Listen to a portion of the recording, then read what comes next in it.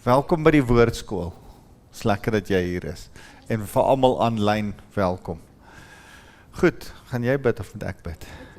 Here, baie dankie dat ons nog besig is met Romeine. Dankie vir hierdie wonderlike gedeelte in Romeine 3 en dat vers 21 van daaraf is dit die goeie nuus en dat ons daaroor vanaand ook kan gesels. En Here, dankie ook dat ons kan besef, dis nie waarin ons gebore word of hoe gelukkig ons is, wat ons maak dat ons gered is nie. Here, dis ons geloof in U en op U genade alleen. Dankie Jesus. Amen.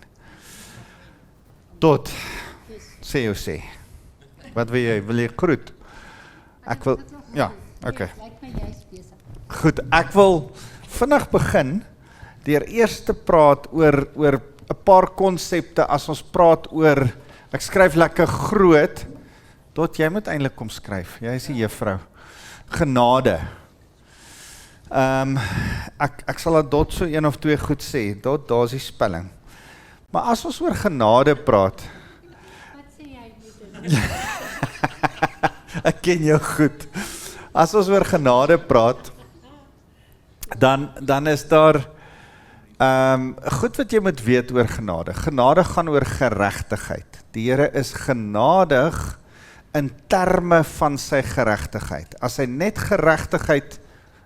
geregtig was, wat by the way die mense glo Allah is, dan is hy nie, dan is die Here wat ons aanbid, nie noodwendig genadig teenoor ons nie. En daarom as ons die term genade het, dan moet ons praat oor die term geregtigheid.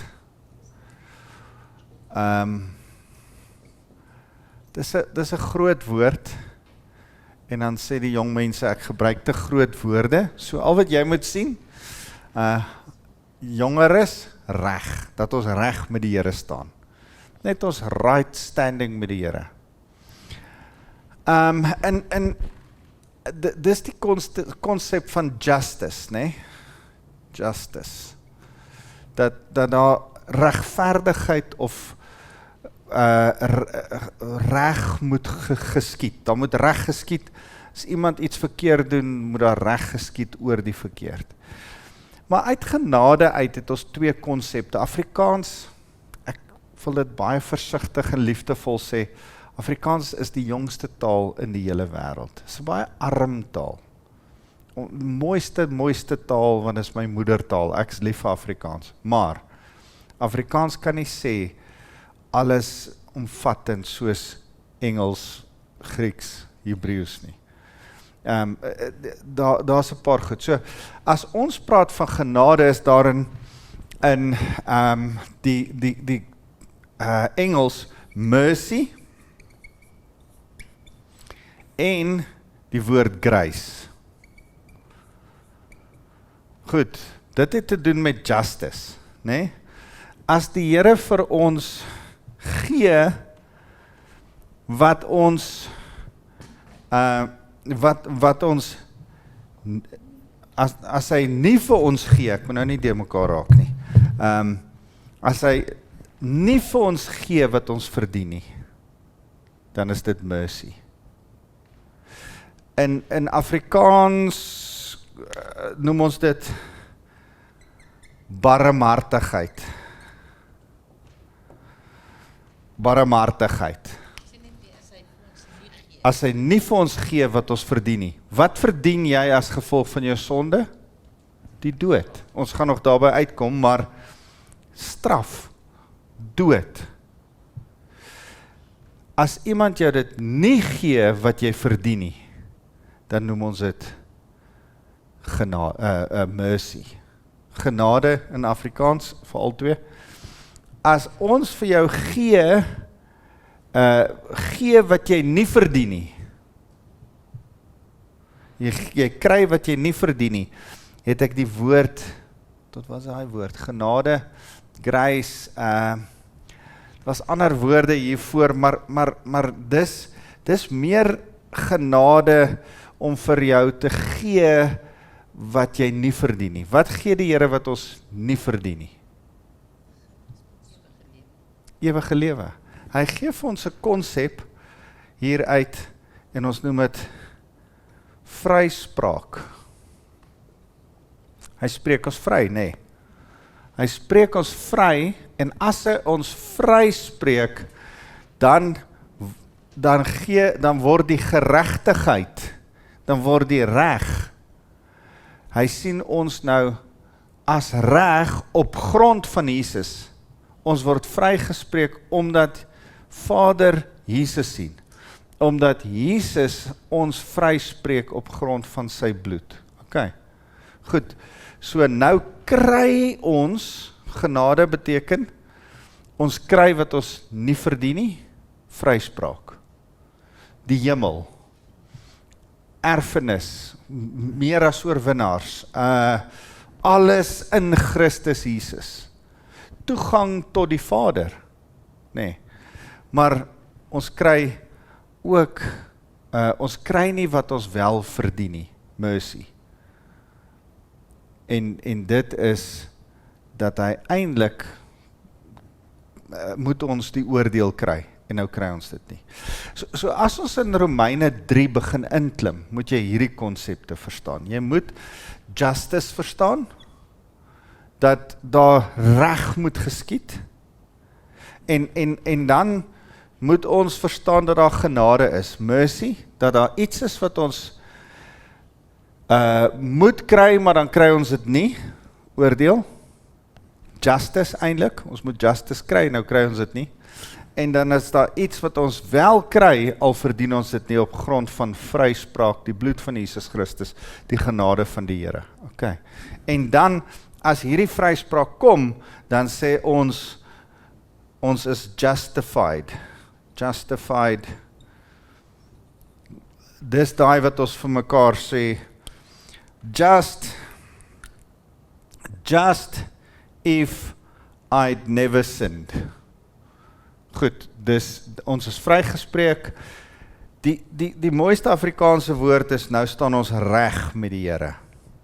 Geregtig met die Here. In right standing with God. Okay. So as ons Romeine 3 lees, dan moet ons hierdie begrippe verstaan, en ons gaan nog baie Romeine 3, Romeine 4, Romeine 5 en 6 oor hierdie begrippe gesels. Ons kom terug na hierdie toe oor en oor. Enige vrae oor dit? Okay. So kom ons gaan so 'n bietjie aan en lees Romeine hoofstuk 3. So justice, getting what you deserve, het ek hier geskryf. Justice is getting what you deserve. Mercy, not getting what you deserve. Grace, getting what you don't deserve. Okay. Die ander konsep wat ek ook gedink het, voordat ons hierby aangaan, veral met hoofstuk 3, is die konsep van absolute waarheid. Kom ons praat gou oor absolute waarheid. Wat beteken absolute waarheid? Ek kan vir my absolute waarheid beskryf. Die Here is die waarheid. Goed? Wat dink jy as ek vir jou sê absolute waarheid? Jy's 'n wiskunde juffrou. Verduidelik vir my wat 'n absolute waarheid. Ja. Dis eintlik Praat op die mikrofoon, ja.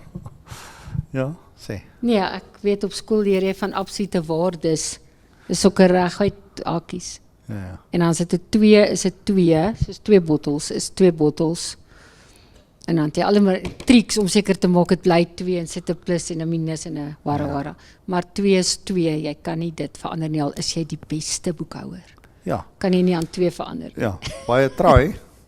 En ons het 'n kreatiewe regering, maar jy kan dit nie eintlik verander nie. En ek hou nie van wiskunde nie, maar wiskunde se wonderlike ding is dat dit 'n absolute waarheid is. 2 plus 2 bly 4.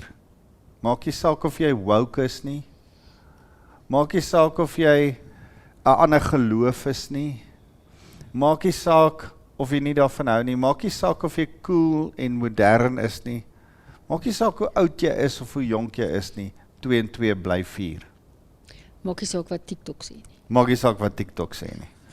Hoor jy, Alvin? En wat die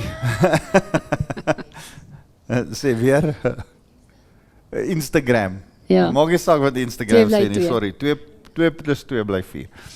Die wiskunde is 'n absolute waarheid. Dis 'n interessante ding dat wiskunde altyd dieselfde bly. En dan dink ek dit is so met die waarheid ook. Daar's baie mense wat deesdae waarheid rationalize, relatief maak en sê ag, alles is relatief. Alles is nie relatief nie. Daar is net sekere basiese waarhede. Daar's nog steeds swaartekrag, daar's nog steeds al is daar ander wette wat ons in 'n vliegtuig kan klim en sekere wette swaartekrag kan overrule en ons maak altyd my kop rond omdat so baie mense in so groot Boeing kan sit en die ding in die lug ingaan, nê. Maar dis wette wat jy moet gebruik om ander wette te overrule, maar is nog steeds alles saam 'n absolute waarheid. En kyk, ek's nie 'n massiewe Donald Trump fan nie, maar wat ek van hom geniet is dat hy net weer terugkom by die absolute waarheid. Luister, daar's eintlik net 2 geslagte. Man en vrou. Los al die nonsens uit tussenin en 136 ander geslagte en ek weet nie wat alles nie. Kan ons net weer by die feite op die tafel kom, 2 plus 2 maak 4. Daar's nie allerhande ander goedjies tussenin nie. En ek dink, dit is so geweldig belangrik om met mekaar te praat. Ek en jy glo in 'n absolute waarheid. En as ons nou hoofstuk 3 gaan saam lees, dan kom Paulus oor en oor daarop en sê dat die voordeel daarvan om 'n Jood te wees, een van die enigste grootste voordeel, die Here gee die absolute waarheid deur 'n volk, deur 'n groep mense. Hy kom plant nie 'n boek soos die mormone glo op een of ander plekkie, geheime plekkie op tablette daar ergens nie. Hy gee 'n groep mense wat hom volg en hy openbaar sy absolute waarheid deur hierdie groep mense en deur die krag van die Heilige Gees. Yes. Vir die mic.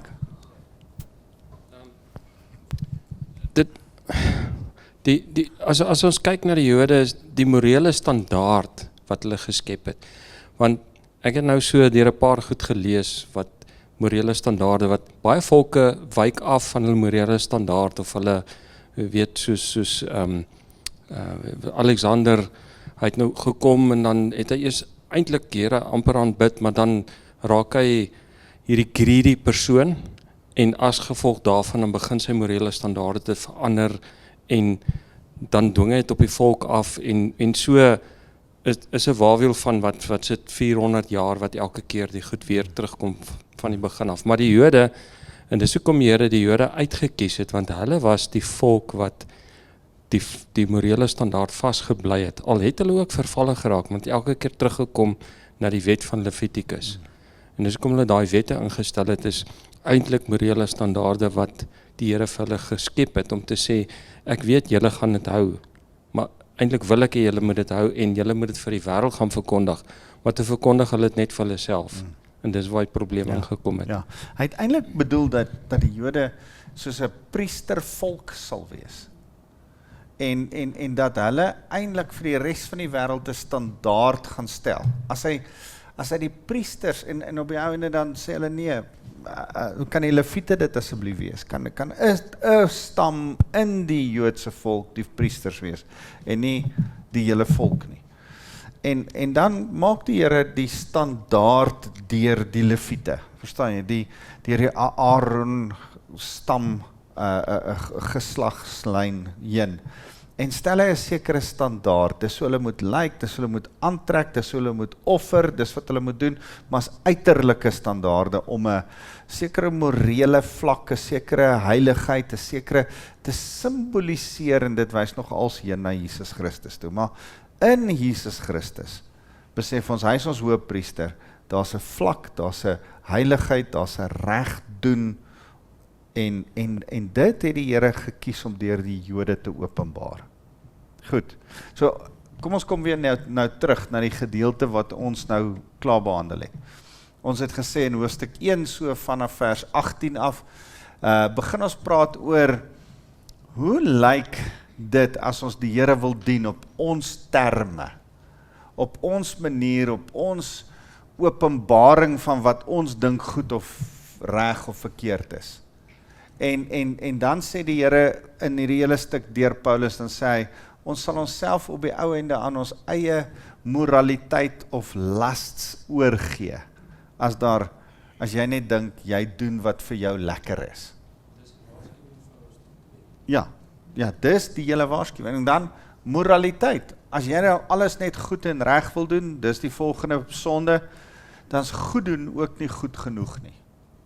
En dan kom ons by die derde probleem van sonde is, as ons net reëls en wette kan onderhou, sê die Here, nie eers dit is goed genoeg nie.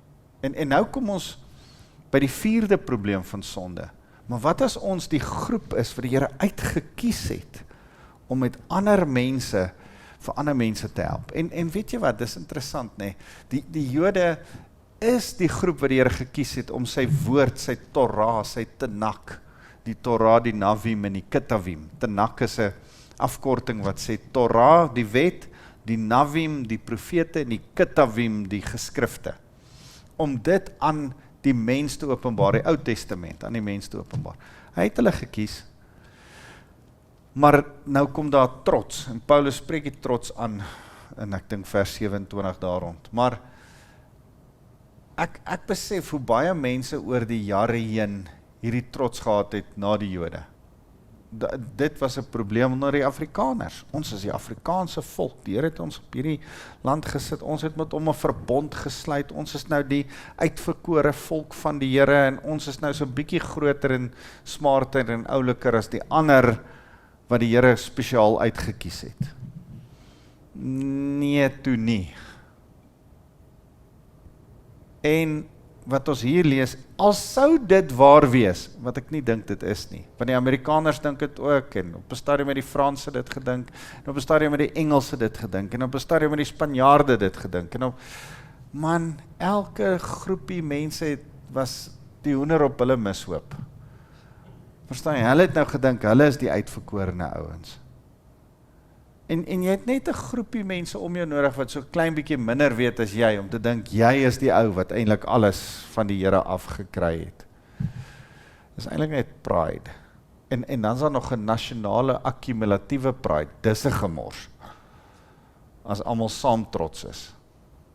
En ek sê weer, dit het nie net met die Afrikaner gebeur het, vra die Amerikaners, en vra die Spanjaarde toe hulle Suid-Amerika toe gaan, en vra, man, dit gebeur oralste, vra die Duitsers, hulle het 'n Reich gebou, die Third Reich, man, almal van hulle, Japaneese, hulle het gedink, hulle is die kat se snor. En elke nou en dan is daar 'n groep mense wat, omdat die Here hulle gebruik in daai stadium van die geskiedenis, het hulle kollektiewe nasionale trots, grootheidswaan ding. En Paulus was in midde in so 'n groep mense, dit was ongelukkig sy eie mense, die Jode. En hy praat eerste met hulle. Hy het nog nie 'n beurt om met die Grieke te praat, of met die Duitsers te praat, of met die, dankie tog nie met die Suid-Afrikaners te praat nie. Verstaan, hy praat nou eers met hulle, luister, die Zulus was ook net daar, as ons dink, die Afrikaners het droog gemaak, die Zulus het hulle het hulle beurt net voor ons gehad. En het gaan elke nou en dan so, met 'n stam en 'n volk en 'n nasie. Nou sê Paulus, wat is dan die voordeel van die Jood? Of wat is die nut van die besnydenis? Die besnydenis is waarna Jood geken word. Dan sê hy, baie in elke opsig. Baie in elke opsig. Hy gaan net nou vers 9 hulle babbelbars. Maar hy is nou net eers besig om te sê, luister, die Here het die Jode gekies om iets reg te kry en te doen. So baie in elke opsig. Want in die eerste plek is die woorde van God aan hulle toe vertrou. Die Here het hierdie woord aan hulle toe vertrou. Dit is so. Dis great, dis wonderlik. Die Here het 'n vaste, absolute waarheid aan 'n groep mense toevertrou en die omstandighede so gemuld, dat van Abraham regdeur tot by Moses, hierdie mense by hierdie stuk waarde kan hou. Nou sê hy, maar wat nou, as sommige ontrou geword het, maak hulle ontrouheid God se getrouheid ongedaan. Hoegenaamd nie. Alles ek sal nou, al is elke mens vals, laat God waaragtig wees, soos daar geskryf staan. Al is elke mens ontrou, die Here bly trou. Die Here, al lieg mense, die Here bly die absolute waarheid. Goed, dis wat hy besig is om te sê. Nou sê hy hier vers 3. As sommige ontrou geword het, maak hulle ontrouheid God se getrouheid ongedaan. Hy is besig met 'n retoriese vraag. Hy is besig om dotvrae te vra, terwyl ek besig met hierdie besef ek, hy het ook 'n dot gehad. Hy het dot in sy kop gehad. En dan dan vra hy allerhande vrae, wat hy dink die mense, wat hy nog nie ontmoet het nie, want hy was nog nie in Rome gewees nie. Maar hy hoor stories, en hy werk ook met mense, en hy preek ook by plekke, en dan vra hy hulle vrae, wat typiese Jode hom sou vra, of typiese mense van daai tyd hom sou vra. En miskien sou hulle vra, as sommige ontrou geword het, maak hulle ontrouheid God se getrouheid ongedaan. In ons terme. As die kerk, Christene oor 2000 jaar, goed soos die kruistogte aangevang het, moet ons Christene wees. Mahatma Gandhi, by the way, ek glo nie in die kruistogte was so bad soos almal dit paint nie. Net tussen ons gesê, maar 'n gesprek vir 'n ander dag. Mahatma Gandhi, wat sê, if it wasn't for Christians, I would have been a Christian. Okay. Jy die pikkie die kat aan die stert beet. Ja, man, dit gaan nie oor die Christians, wat jy 'n Christian moet word nie. Dit gaan oor die Christ, wat jy 'n Christian moet word, Mahatma Gandhi. Jy verstaan nie mooi nie. Baie slim, maar nie slim genoeg nie. Verstaan, dis ongelukkig vang jy nie, dat dit eintlik oor Christus Jesus gaan nie. En nie oor sy volgeling nie. Ek dink so, terwyl ek hierdie goed bestudeer hierdie week, dat het 'n boek gelees, toe laat sy dit eers by 'n kerk aflewer, wat dit daar in hulle kantoor op al die daar so op iemand se lesenaar baie prominent sit met 'n sticket op dit, Dot se boek. En ons moes dit van Delmas af gaan haal, maar dit het baie lank op die pastoor se tafel gelê. Wat was die tema? Why? Wat gee daai tema? Dit is baie snaaks. Dit was daai boek. How to love the Lord if you really don't like the church. How to love the Lord if you really don't like his people. Ja, skus, his people, ja. How to love Maar the ek kan nie Lord. glo nie, as jy begin lees gaan dit oor die kerk. Maar ja. dit So nou is- lê hy, how to love Ja. the church if you really don't like Ja. the people, met the Nee, how to love the how Lord. to love the Lord if Ja. you really don't like his people. Lê die boek op die pastoor se tafel met Dot se naam met 'n Ja, maar stikkie plaas hy nou dit daar. maar gelees het. So, en ek Partykeer. ek Ja, dink so maar- baie daaraan, ons moet die Here lief hê. Ja, maar dit En ons is kan die nie absolute truth. Ja. gestruikel word deur die mense en wat hulle verkeerd doen. Mm. Nee, maar dit is 'n boek wat gaan oor, ten spyte van mense kan jy nie 'n fens optel teenoor die Here nie, en ten spyte van mense kan jy nie 'n fens optel teen die kerk nie, Ja. want dit bly die Here se plan. Ja. En dis wat ons leef in ons hele wese. So dit was 'n goeie boek vir my om op daai stadium te lees Ja. en te verstaan. Kom ons kyk net weer na die ultimate truth Ja. en vergeet van Ja. dit wat verganklik is. Ja. Ja, en die, So, die mooi dit was ding goed is, vir my. daar is so baie mense wat seer kry in die kerk. Baie. Maar weet jy wat? Hulle moet ook oor dit kom. Ek dink altyd daar's mense wat seer kry in restaurante en tog gaan jy terug weer na restaurante toe. O nee. Verstaan jy? Daar's nie mense altyd wat nie.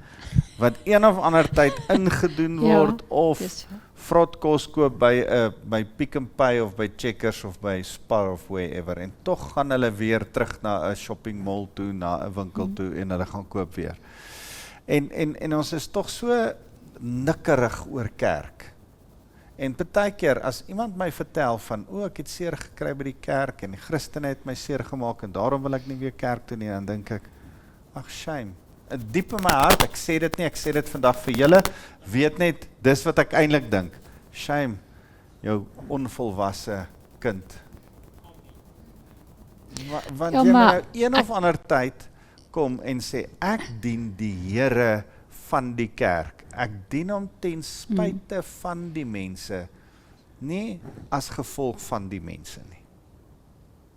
Ja, maar ek dink dit is belangrik om nie net dit af te bres en te sê kom oor dit nie. Ek dink dit is of ek glo altyd dat as 'n ou droog maak, die kerk is daar om te restore, Ja. nie om te reject nie. So dis ook die ander kant van as iemand in sonde val, moet die kerk daar wees om te restore. Ja. Maar as ons gaan as 'n mens so ou wat dan wel seer gekry het in die kerk, want mense kry seer en mense kan partykeer mean wees met mekaar en hulle harte kry seer, maar om hulle dan te draai na die ultimate truth toe en hulle te help en deur die prosesse te gaan van vergifnis en dit maar help nie jy draai teen kerk nie, Ja. want dit bly die Here se plek waar hy wil hê mense moet aan mekaar skuur en groei en groei in volwassenheid en deur goed werk en Ja. dis tog die lewe, ons is tog mense wat verhoudings het en 2 Korintiërs 5 vers 18. Die Here roep ons elkeen tot 'n bediening van versoening. veral in die kerk. Veral in die kerk. Verstaan jy? En dis in die kerk waar ons mekaar skaaf. Ja. Dis in die kerk waar ons vir mekaar kwaad word. Dis in die kerk waar ons mekaar teleurstel. En ek die hartseer ding is toe ek begin het om 'n pastoor te word, het ek gedink ek gaan 'n pastoor wees wat nooit iemand teleurstel nie. Dis omtrent onmoontlik. Want jy's 'n mens, jy gaan mense teleurstel, mense gaan vies raak vir jou, mense gaan kwaad raak. Mense gaan jou as ontrou beleef. En die vrede wat ek maak is dat ek die heeltyd die Here as getrou moet ophou. Ek hoef nie myself as getrou op te hou nie. Ek moet getrou wees, soveel as wat ek kan, met alles wat ek kan, en nog versoening soek. Ek moet daar wees vir mense, maar ultimately is hy die troue bo alles, en ek moet na hom toe wys. Goed. So dis gesprekke, ouens, ek praat met julle geestelike volwasse gesprek. Ek wil vir elkeen wat aanlyn kyk sê, wees geestelik volwasse genoeg om nie as mense ontrou is, God as ontrou te ervaar nie. Gister se preek van Gerrit en Elani, wat 'n fenominale preek. Die Here sien my. As jy dit nog nie gesien het, gister se preek nie, gaan kyk dit op YouTube. Dit is, ek sê vir Elani na die tyd, ek het nog nie 'n preek geluister met so baie tissues by my nie. Ek het gehuil. En dit was, weet julle wat was vir my fenomenaal? God is getrou. Hy is nie getrou soos wat ons dink of hom voorskryf om getrou te wees nie. Maar hy het die finale prentjie. En om Luka daar te sien staan, om Luka net saam met Gerrit te hoor sing. Here, dankie dat u getrou is. Ons mag die genade hê om die prentjie van Luka gister in die kerk te kon gehad het. Die Here is getrou. En vir my was dit so mooi. Daar's 'n klomp van ons wat nog hoop om die Luka op ons teleurstellings te sien, maar die Here is getrou. Al sien jy dit nog nie, die Here is getrou. En dis wat ons gister vir mekaar gesê het. Hy was vir Hagar getrou, en hy was vir hulle getrou, en hy sal vir jou getrou wees. So, ons kan nie in mense vaskyk nie, God is getrou.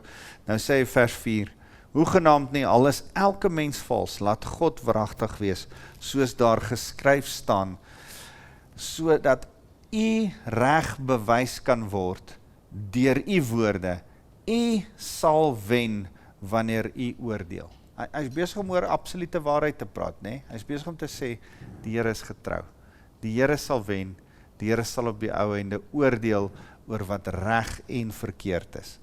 Dan sê hy vers 5, maar as ons ongeregtigheid die regverdigheid van God bewys, wat sal ons dan sê? As God dan onregverdig is, ek redeneer nou soos 'n mens, ek wil amper sê, ek redeneer nou soos 'n idioot, maar kom ons sê maar mens, wanneer hy sy toorn oor u bring, hoegenaamd nie, want hoe sal God dan oor die wêreld oordeel?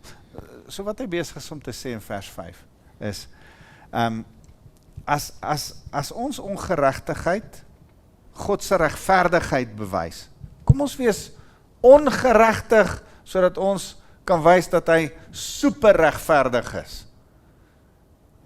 Dis omtrent so erg as om te sê, ry maar 180, dat as hulle jou voorkeer, dan kan jy vir die speedkop sê, sjap, ek het spesiaal so vinnig gery, sodat jy jou job beter kan doen, nou dat jy my 'n boete gee, wys dit net eintlik hoe nice jy jou werk doen, dis al hoekom ek eintlik so vinnig gery het, is omdat jy jou werk beter kan doen.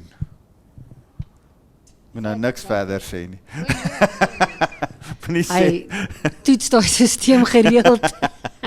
So, Ja, ouens, ons is eintlik, hy validate hulle gereeld hoor. moenie al my sondes nou hier uitbring nie.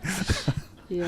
So, eintlik is ons, kan ons nie sondig om te probeer wys dat die Here reg is nie. Nou dit klink net stupid, maar dit was die redenasie van die supergenadiglikes. Ons staan onder die genade van die Here, ons mag enigiets doen, en dan wys ons net eintlik hoe wonderlik die Here is. Maar Nee, jy Wouter, kan dit nie doen nie. dit is ook 'n teaching wat ook in die kerke insluit. Ja. Die genade een, die grace, die Ja. jy hoef nie 'n pad van heiligmaking te loop nie, want dit is klaar alles gedoen op die kruis en jy gaan net aan. En dit is ook die Grieke wat ook so gedink het. So dit was in daai kultuur, maar dit is baie pertinent nou ook, weet. Dit kom maar baie terug. 'n baie relevante kerk in ons midde, wat ek nie na sal verwys of sy naam sal noem nie, wat praat van dis alles aan die kruis gedoen. En dan hoef jy niks meer heiligmaking verder te leef nie, jy hoef nie goed uit te sorteer nie, dis alles aan die kruis. Nou, my probleem is, dan sondig een van hulle pastore. En as ek daaroor praat, dan sê hulle, ja, maar eintlik het hy nog nie tot bekering gekom nie. Nee. Hy het tot bekering gekom, hy het gefaal in sy heiligmaking. En ons kan hom weer herstel, en ons kan hom weer reg kry, verstaan jy, daar's weer 'n pad. Hy gaan nie hel toe, omdat hy gesondig het nie. Maar, ons moet praat oor heiligmaking. So, pas op dat ons vir mekaar sê, dat, as ek nou gesondig het, as ek nou regverdig gejustified is, ek is nou tot bekering gekom, wedergeboorte gekom, nou kan ek maar eintlik enigiets doen net wat ek wil. Want dan wys ek net eintlik dat die Here se genade so oorvloedig is, dat hy met my enigiets kan doen. Nee, dis ook nie die gospel nie. Ek's dan nie besig om Jesus te verheerlik in alles wat ek doen nie. Ek's nie besig om die lig op hom te skyn nie. So, daarom moet ons versigtig wees. En hy het hierdie moeilike redenasie vers 6 sê, hoegenaamd nie, want hoe sal God dan oor die wêreld oordeel? Deel van die oordeel van die wêreld in vers 6 ingeweef, Paulus, is wat ek geniet van Paulus se goed is, hier's vlakke van diepte. Ek dink aan 'n ou soos John Piper, wat jarelang net oor Romeine preek, nee.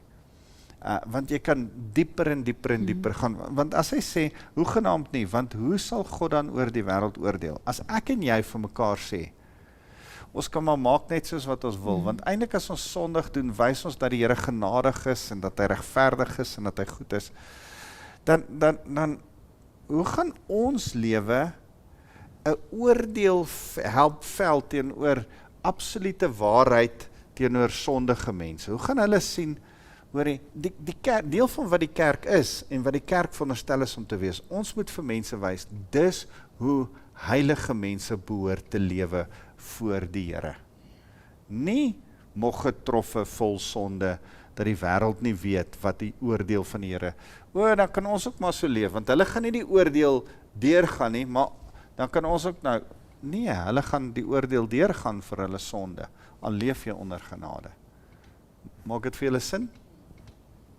Nou, sê hy vers 7, maar as deur my valsheid God se waarheid oorvloedig blyk, tot sy heerlikheid, waarom word ek dan nog as 'n sondaar geoordeel? So hy's net besig om te sê, as ek valse goed sê, maar God se waarheid is oorvloedig tot sy heerlikheid, waarom word ek dan nog as 'n sondaar? Hoekom sien jy my dan as 'n sondaar? Ek staan besig om hom te verheerlik. Nee, nie met jou sonde nie.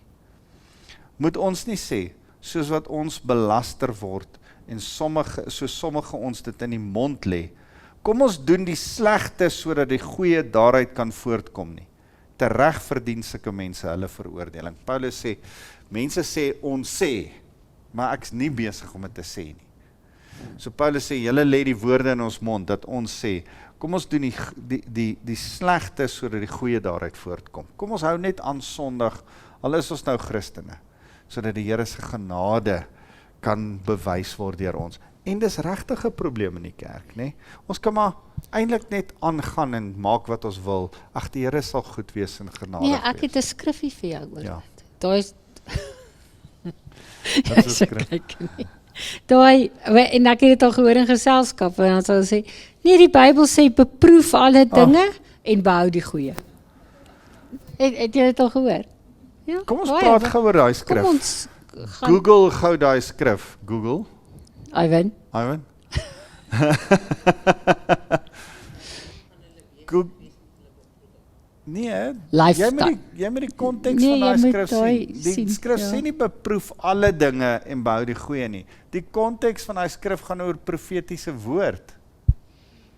Die konteks van daai skrif is, as iemand vir jou profetiese woord gee en sê, ek ervaar die Here sê vir jou dit en dit en dit vir jou lewe. Beproef dit aan die hand van die Here en behou dan wat goed is. Spoeg die grate uit. Daar kom partykeer vlees in mense se profesie ook deur. Moenie dit vat nie. Moenie net enige profesie alles vir jouself neem nie.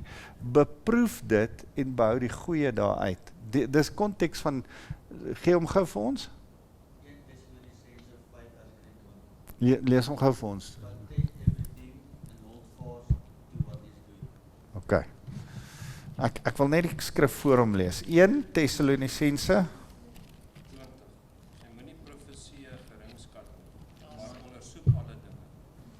Moenie profesie geringskat nie. Moenie net die profesie weggooi nie. Vat profesie. Ons glo in die profetiese. Ons gemeente glo in die profetiese. Maar het die onderskeiding om profetiese te weeg en te vat wat goed is en weg te gooi wat sleg is. Dit beteken nie ek kan gaan doen net wat ek wil nou dat ek 'n Christen is en dan quote ek daai skrif nie. Dit is heeltemal uit konteks uit. Heeltemal uit konteks uit, heeltemal verkeerd, heeltemal totaal en al in sonde gequote. Jy is besig om te sê wat Paulus hier sê. Jy is besig om die oordeel oor jouself te bring. Want jy is besig om te doen wat vers 5 tot 8 hier sê. Is om te sê, ag, ek mag maar enigiets doen, die Here gaan my genadig wees. Nee, Paulus sê, jy is besig om die wêreld, weet jy wat se skrif kom by my op? Die Here is ons genadig, en die Here sal jou vergewe, en die Here sal jou by jou wees. Maar daar is 'n skrif wat sê, oor die kindertjies, dis, as enige een van hierdie kindertjies van my tot 'n val bring, sal dit beter vir hom wees om met 'n meelsteen om sy nek in die see gegooi te word. ek en jy is nie veronderstel, die hele konteks van Romeine 14, waar ons nog by gaan uitkom, om ander mense te laat struikel nie. En wanneer ek en jy wys, ag, dis maar alright om dit of dit te doen, dis nie so bad nie, dan sien die wêreld nie die absolute waarheid in ons lewe raak nie, en dan weet hulle nie mooi wat is reg en wat is verkeerd nie. En dan laat ons dalk die kindertjies struikel. En moet ek en jy dalk met 'n meelsteen eerder om ons nek in die see gegooi word. Verstaan jy? En moet ons mooi dink, Here, is ek besig om U te verheerlik of nie? En ek is nie besig om condemnation en oordeel ek is net besig om gesonde verstand en heiligmaking aan jou voor te lê. Maak dit sin? Nou vra Paulus weer, nou is hy weer terug by die Joodse vraag. Nou sê hy, wat dan is ons Jode beter daaraan toe? Is ons sharp? Is ons oulik? Sê hy hoegenaamd nie. Onthou waar hy by vers 1 begin.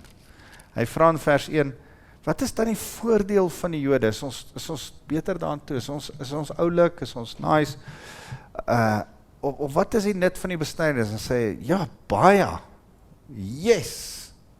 Vers 9 sê hy, no. Verstaan? Sê hy, is ons Jode oulik? Sê hy, nee, ons is maar net so sondig soos al die ander mense. Jou Joodskap red jou nie. Hoor wat sê hy? Wat dan is ons as Jode beter daaraan toe? Hoegenaamd nie. Want ons het alreeds tevore, Jode sowel as Grieke, daarvan aangekla dat almal onder die sonde is. Almal, Jood of Griek, het gesondig. Nou gaan hy na 'n paar skrifte toe, net om daaroor te praat. En eintlik beskryf hy die mensdom in die woorde van Dawid. Nogal interessant, 'n Jood der Jode. Die een wat die Here as sy, wat het die Here gesê van Dawid, 'n man na God se hart. Nou, Dawid se eie woorde. Daar staan immers geskryf, daar is niemand regverdig nie, selfs nie een nie. Daar is niemand verstandig nie, daar is niemand wat God soek nie. Almal het afgedwaal, saam met hulle ontaard, daar is niemand wat goed doen nie, daar is selfs nie een nie. Nou hy gryp uit verskillende psalms uit aan, onder andere Psalm 51, Dawid se psalm waarna hy droog gemaak het. En hy besef, as Dawid die Jood droog gemaak het, en hy sê, Here, ek is vol sonde, dan is ons almal vol sonde. Dawid het nie gesê, ek sê Jood, dankie tog, die Here kan my maar red, omdat ek 'n Jood is. Nie, die Jode het so sê ding. Hulle sê, vandag nog, Abraham staan by die poorte van die hel, en as daar 'n Jood aankom, sê hy, jy hoort nie hier nie, gaan hemel toe. Unfortunately is dit nie. Jesus sê, ek is die weg, die waarheid en die lewe. Niemand kan na die Vader kom, behalwe deur my nie. Sorry, Abraham. So, hy sê, hulle keel is 'n oop graf, met hulle tonge bedrieg hulle die gif van adders. Praat hy hier van die Jode? Praat eintlik van alle mense. Hy praat van jou in jou sondige toestand. Hy sê, almal het afgedwaal. As hy besig is met almal, nee, vers 12, saam met hulle ontaard, daar is niemand wat goed doen nie, selfs nie een nie, hulle kele is oop, daai hulle is die almal. Soos die Jode en die Grieke, dis jy saam met die Jode. Hulle kele is 'n oop graf, met hulle tonge bedrieg hulle, die gif van adders is op hulle lippe. Hulle mond is vol vervloeking en bitterheid. Dit is beskrywend van die mensdom. Wat ons praat, wat ons sê, wat ons inneem is gif. Wat ons uitdeel vir ander is gif. Ek praat nou van jou in jou sondige toestand, né? Gelukkig is jy geregverdig deur Jesus Christus en vrygespreek. Nou sê hy, vers 14, hulle mond is vol vervloeking en bitterheid. Dit laat my dink aan hy Jeremia 17 vers 9. Die intent van ons hart is boos bo alles. En wat van die hart van volle sê Jesus, loop die mond van oor. Bitterheid, vervloeking. Verwoesting, haastig is hulle voete om bloed te vergiet. Jesus sê, Later gaan ons hoor, Paulus sê, lieflik is die voete van die een wat die goeie nuus gaan verkondig. Maar eintlik in ons sondige toestand is ons haastig, ons voete is haastig om bloed te vergiet. Verwoesting en ellende is op hulle paaie. En 'n pad van vrede ken hulle nie. In hulle oë is daar geen vrees vir God nie. Dis eintlik beskrywend van 'n ongeredde persoon. Ek weet nie van jou nie, wel ek weet eintlik van jou. Dit beskryf jou ook toe jy ongered was. Beskryf elkeen van ons. Jy het nie vrede nagejaag nie. Jy het bitterheid en vervloeking, daar was nie 'n vrees vir die Here in jou oë nie. Vers 19 sê, ons weet dat alles wat die wet sê, gerig is aan diegene wat onder die wet staan, sodat elke mond die swye opgelek kan word, en die hele wêreld hulle voor God moet verantwoord. So, die Here het die wet gegee deur die Jode, great, wonderlik, fantasties, maar dis net sodat elke persoon hom tot God kan wend en homself tot die Here kan verantwoord. Nou sê hy, daarom sal geen mens op grond van die uitvoering van die wet voor hom geregverdig word nie, want juist deur die wet ken ons die sonde. Luister, hy het die wet gegee deur die Jode sodat jy die sonde kan ken. Dis al waarvoor hulle daar was. As hulle dan nie in Jesus Christus glo nie, is hulle net so ongered soos wat 'n heiden is wat onbesnede is. En as ek vir jou hierdie beeld kan gebruik. Die wet is daar om vir ons sonde te wys. Die wet kan jou nie red nie. Jesus Christus alleen kan jou red. Soos om te sê, as jy op jou badkamerskaal gaan klim, en jy staan daar, en jy sien die, ek wil amper sê die verdict. Jy sien, daar staan het. Ja, die winter damage. Anyway, was al vet in die somer.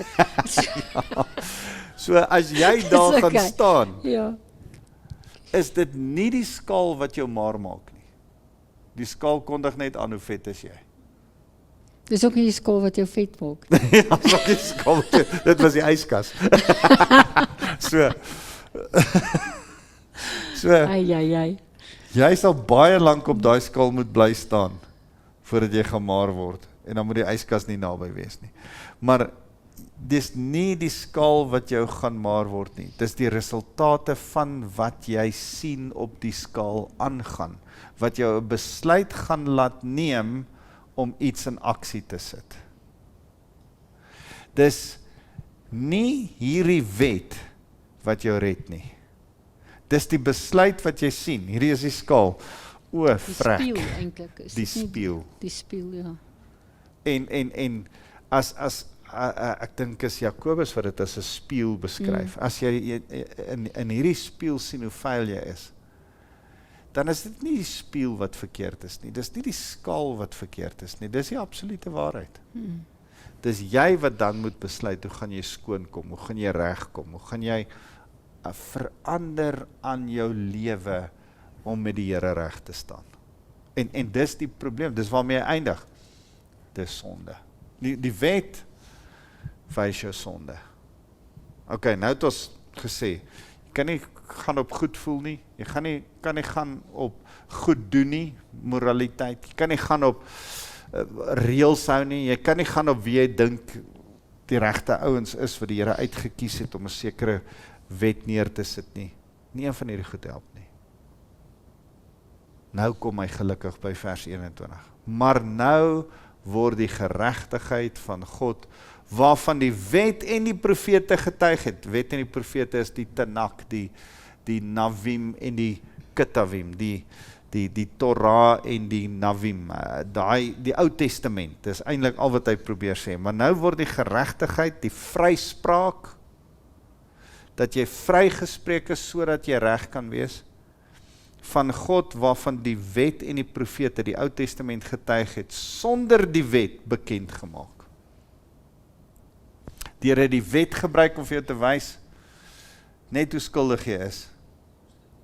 Nou gebruik hy nie die wet nie, om vir jou te kan wys hoe kan jy regkom.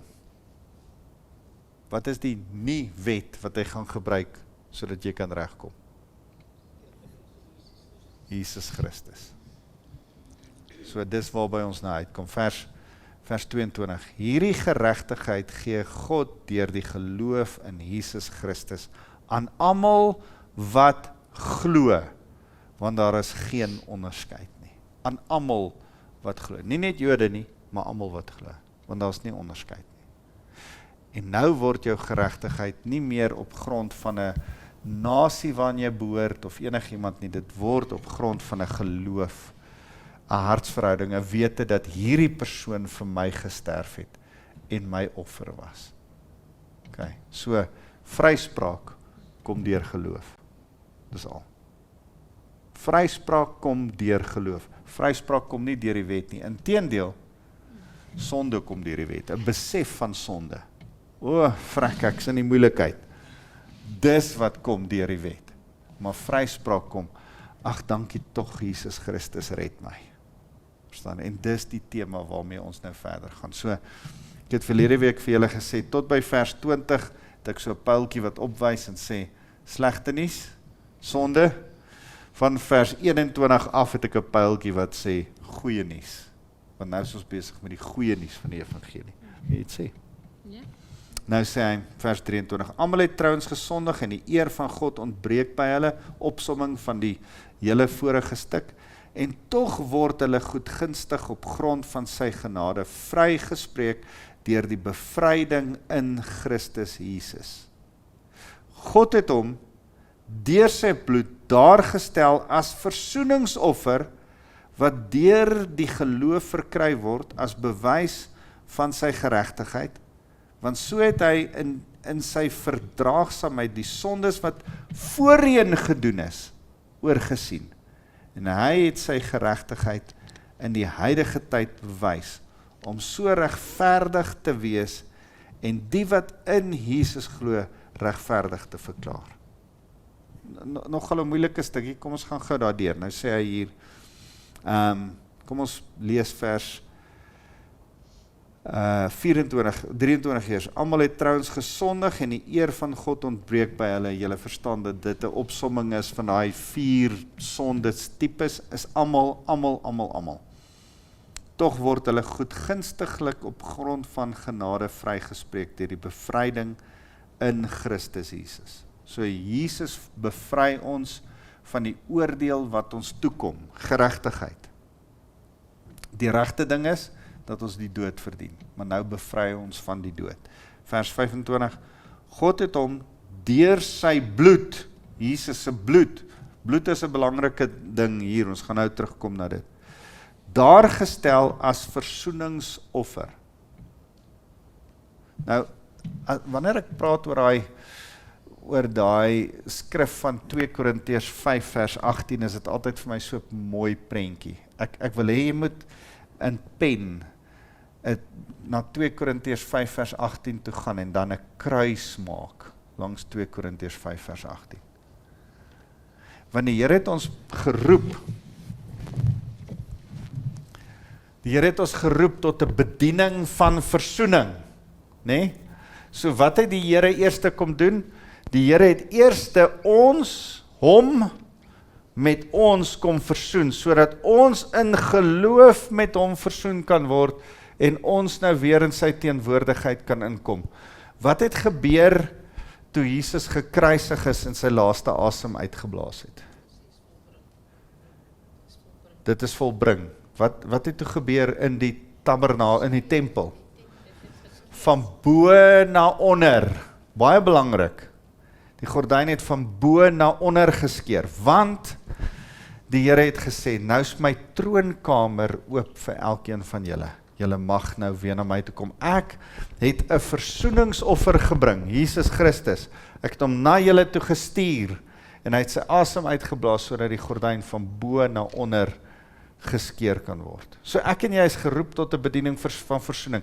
En toe ons met hom versoen, het ek en jy nou die voorreg dat ons ook mense met mense kan versoen.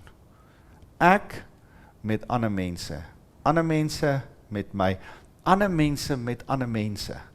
Jy is 'n versoeningsagent, omdat jy versoening bonatuurlik van God af ervaar het. Dis die mooi ding van die kruis. Die kruis beteken vir my iets anderste as 'n vloekhout. Dit het vir my 'n versoeningssimbool geword. Maak dit sin? As mense sê, nee, ons moet nie kruisies dra nie. Ek hou nie van kruise in die kerk nie, dis heeltemal 'n ander topik, maar ons moet nie kruisies om die nek draai nie. Dan sê ek, nee, wag, daar's 'n mooi ding van 'n kruis. Kruis vir my is nou 'n versoeningsteken. Die Here het met my versoening kom maak, sodat ek die wêreld met hom kan help versoen, maar ek ook mense met mense kan versoen. So dis sê weer? 'n leekruis, ja. 'n kruis met 'n mannetjie op is 'n krusifiks.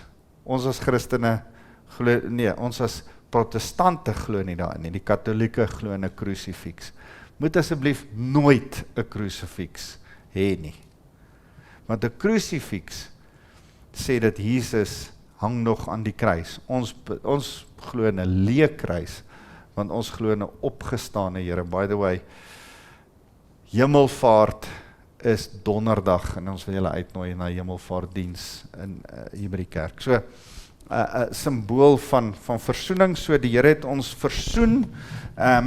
Nou sê hy, God het hom deur sy bloed daargestel as 'n versoeningsoffer. Die Engels praat van perpetuation. Dis 'n versoenoffer. En dink mooi daaraan, hy sê hier, wat deur die geloof verkry word, hy sê, God het hom deur sy bloed daargestel as versoeningsoffer. Kom ek sê net gou, die skrif het 'n groot ding oor bloed. Daar's lewe in die bloed van 'n dier. Jode mag nie bloed gedrink het nie.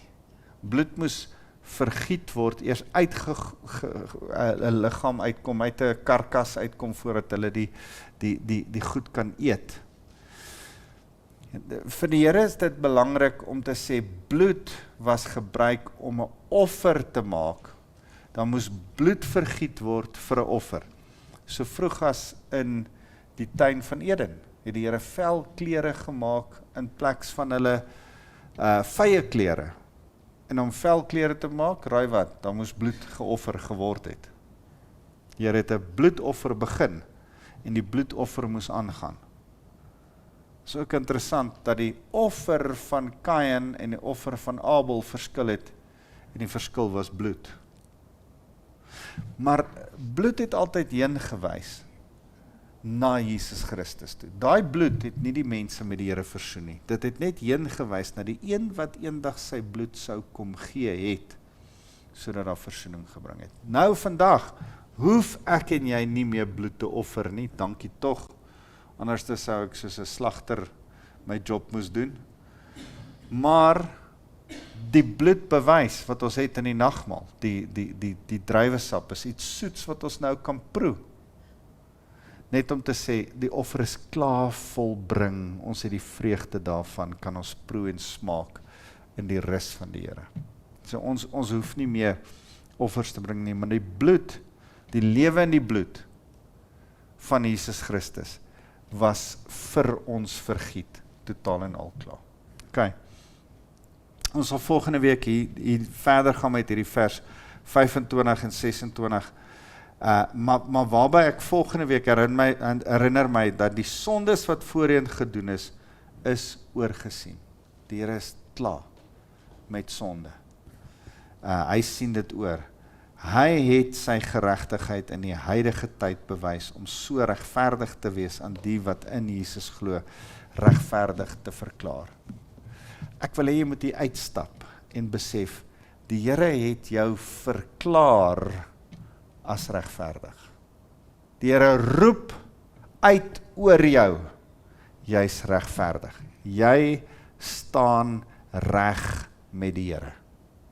Ja, maar dit. Ja, ek weet nie, ek leef nie heeltemal. Die Here sê, ek sien jou justified, just if I'd never sinned. Ek sien jou reg. Ek sien jou oop voor die Here, sê die Here. Ek sien jou dat jy vrymoedigheid het om in die troonkamer van die Here in te beweeg, want die gordyn is geskeur van bo na onder. Bid vir ons. Ja, Here, dankie vir wat ons kan leer uit die woord uit en ja, Here, dankie dat U ons vrygekoop het met U bloed. En ons eer U vir dit, Here, en dankie vir U genade en U grace en U unmerited favor op ons. Dankie, Here, dat U bloed ook vir almal is en dat dit nie net vir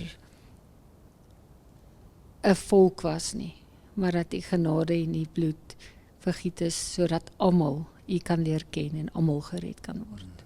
Ons eer U, Here. Amen. Amen, amen. Volgende week sal ons aangaan met Romeine 3 vers 27, dan maak ons gou hoofstuk 3 klaar en kom by hierdie baie interessante gedeelte van hoofstuk 4. Dankie julle.